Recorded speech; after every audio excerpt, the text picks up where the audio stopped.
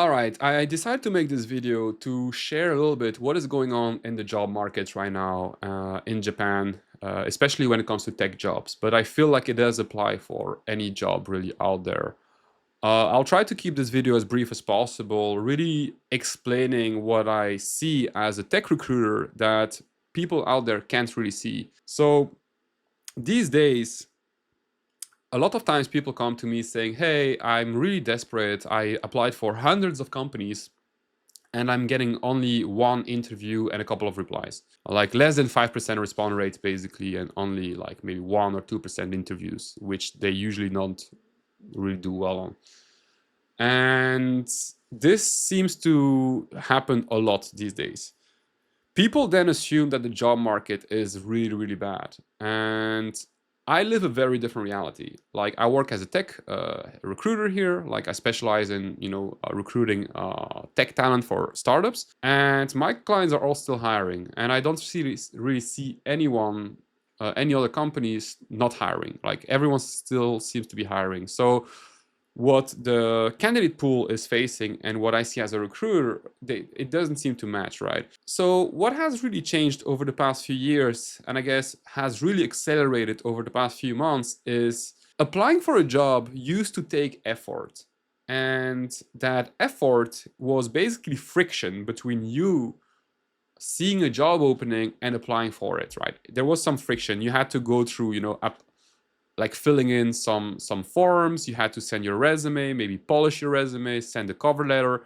There were several steps to go through in order for you to apply for a job. And with the introduction of AI, LLMs, and autofill, all this good stuff, right, that saves us so much time, like LinkedIn easy apply button, Indeed easy, like all this stuff, right, that makes applying for a job so easy and so frictionless, has created a market where noise is now your biggest challenge.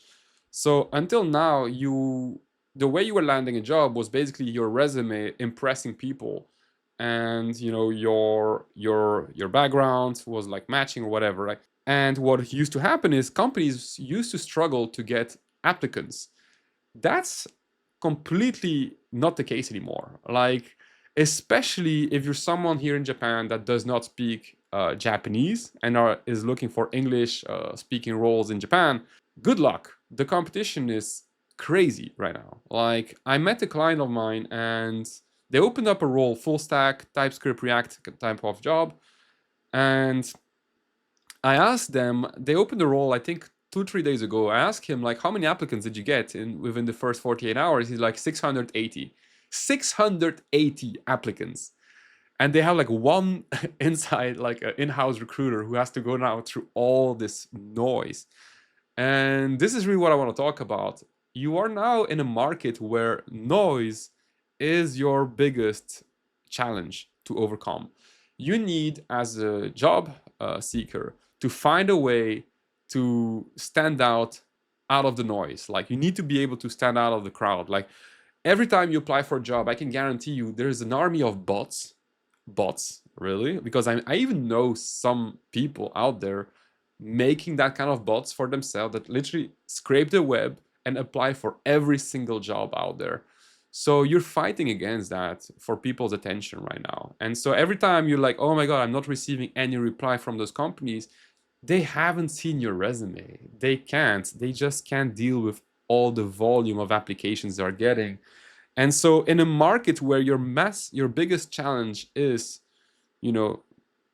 being visible in this mountain of garbage and noise, what can you do? This is something that seems to be extremely difficult for engineers, because this is not something you're used to. This is not something you had to do up until now. And it feels like, how to say, maybe unfair. You're like, hey, wait a minute, I'm looking for a job. Why should I have to do so much work in order to get someone's attention just to interview?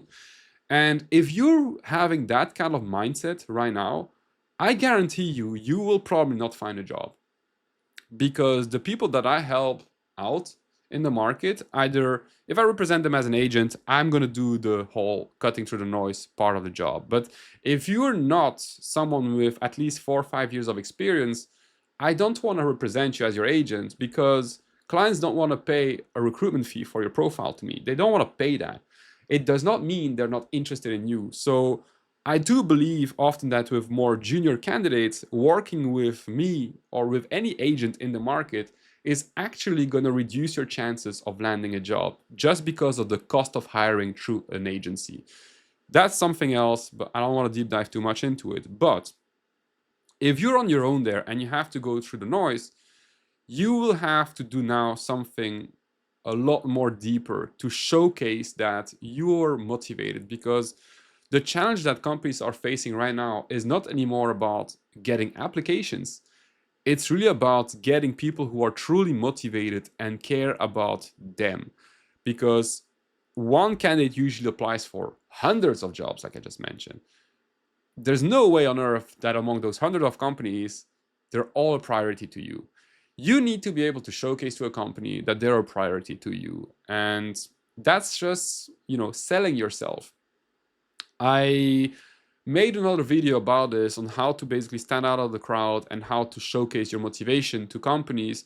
So take a look into that. If this is the kind of content that you enjoy, please let me know. Feel free to hit me up on LinkedIn. I'm happy to help. Obviously, like I say, I can't be your agent if you don't have 4 to 5 years of experience. But yeah, if you're in robotics and AI, that's really what I specialize in.